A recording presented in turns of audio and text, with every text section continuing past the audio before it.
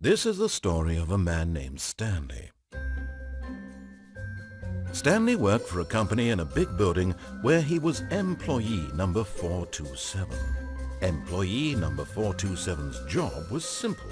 He sat at his desk in room 427 and he pushed buttons on a keyboard. Orders came to him through a monitor on his desk, telling him what buttons to push, how long to push them, and in what order. This is what employee 427 did every day of every month of every year. And although others might have considered it soul-rending, Stanley relished every moment that the orders came in, as though he had been made exactly for this job. And Stanley was happy. And then one day, something very peculiar happened. Something that would forever change Stanley. Something he would never quite forget. He had been at his desk for nearly an hour when he realized that not one single order had arrived on the monitor for him to follow. No one had showed up to give him instructions, call a meeting, or even say hi. Never in all his years at the company had this happened, this complete isolation. Something was very clearly wrong. Shocked, frozen solid, Stanley found himself unable to move for the longest time. But as he came to his wits and regained his senses, he got up from his desk and stepped out of his office. All of his co-workers were gone. What could it mean? Stanley decided to go to the meeting room. Perhaps he had simply missed a memo. No matter how hard Stanley looked, he couldn't find a trace of his co-workers.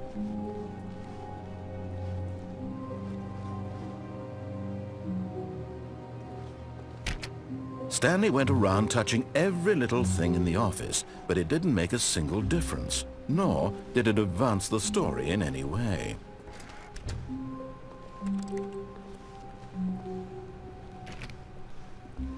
When Stanley came to a set of 2 open doors, he entered the door on his left.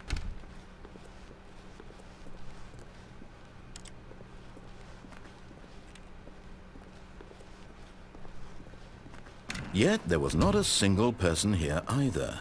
Feeling a wave of disbelief, Stanley decided to go up to his boss's office, hoping he might find an answer there. Stanley stepped into the broom closet, but there was nothing here, so he turned around and got back on track.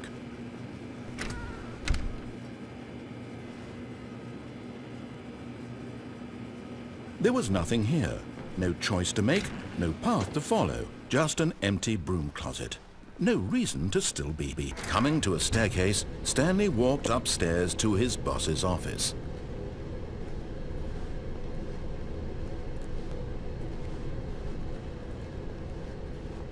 But Stanley just couldn't do it. He considered the possibility of facing his boss, admitting he had left his post during work hours. He might be fired for that. And in such a competitive economy, why had he taken that risk? All because he believed everyone had vanished?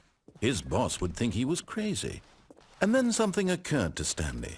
Maybe, he thought to himself, maybe I am crazy. All of my co-workers blinking mysteriously out of existence in a single moment for no reason at all? None of it made any logical sense. And as Stanley pondered this, he began to make other strange observations. For example, why couldn't he see his feet when he looked down? Why did doors close automatically behind him wherever he went?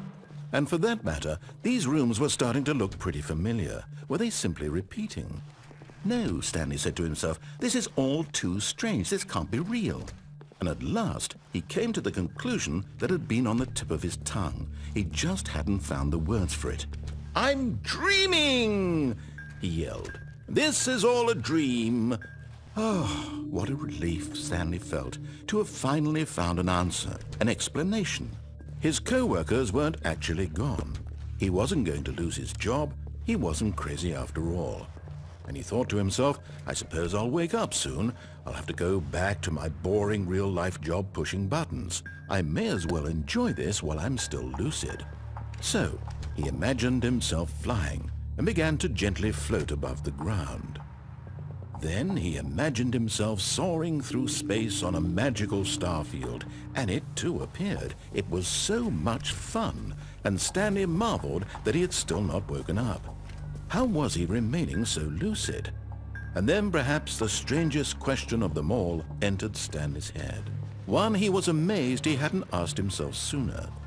Why is there a voice in my head dictating everything that I'm doing and thinking?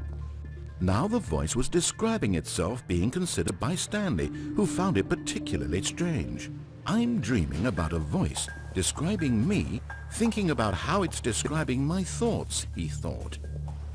And while he thought it all very odd and wondered if this voice spoke to all people in their dreams, the truth was that, of course, this was not a dream. How could it be? Was Stanley simply deceiving himself, believing that if he's asleep, he doesn't have to take responsibility for himself? Stanley is as awake right now as he's ever been in his life. Now, hearing the voice speak these words was quite a shock to Stanley. After all, he knew for certain, beyond a doubt, that this was in fact a dream. Did the voice not see him float and make the magical stars just a moment ago? How else would the voice explain all that? This voice was a part of himself too. Surely, if he could just... He would prove it. He would prove that he was in control, that this was a dream. So he closed his eyes gently, and he invited himself to wake up. He felt the cool weight of the blanket on his skin, the press of the mattress on his back, the fresh air of a world outside this one. Let me wake up, he thought to himself. I'm through with this dream. I wish it to be over. Let me go back to my job.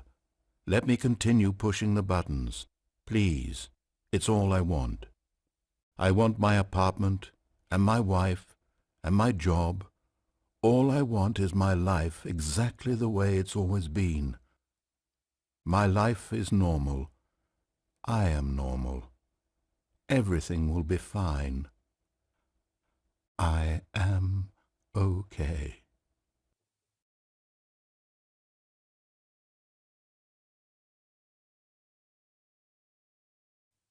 Stanley began screaming. Please, someone, wake me up. My name is Stanley. I have a boss. I have an office. I am real. Please, just someone tell me I am real. I must be real. I must be. Can anyone hear my voice? Who am I? Who am I? And everything went black.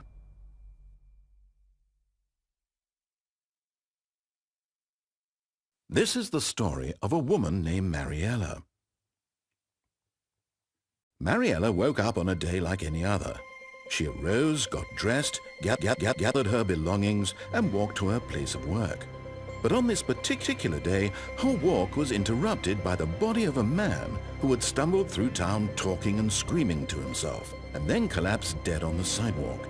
And although she would soon turn to go call for an ambulance, for just a few brief moments she considered the strange man. He was obviously crazy. This much she knew. Everyone knows what crazy people look like. And in that moment, she thought to herself how lucky she was to be normal. I am sane.